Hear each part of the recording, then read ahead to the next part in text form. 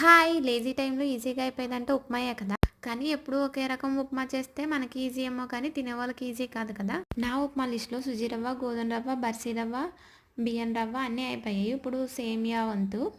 అయితే ఈ సేమియా చేయడానికి నార్మల్ ఉప్మా కన్నా ఈ ఉప్మా టైం పడుతుంది కదా! అలా కాకుండా ఇప్పుడు డీమార్ట్‌లో రోస్టెడ్ సేమియాస్ వచ్చాయి.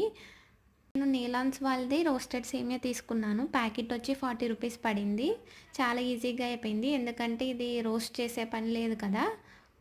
ఈ సేమియా చాలా సన్నగా ఉండడం వల్ల ఎక్కువ సేపు కూడా టైం పట్టలేదు ఉడకడానికి. ఈజీగానే ఉడికేసింది. 2 మినిట్స్ పట్టింది అంతే.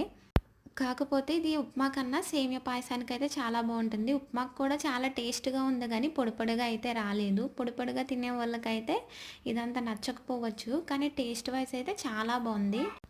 నార్మల్ సేమియా ప్యాకెట్‌తో పోలిస్తే ఈ సేమియా ప్యాకెట్ 10 రూపీస్ ఎక్స్‌ట్రాయే. ఆ 10 రూపీస్ వేస్ట్ చేసుకునే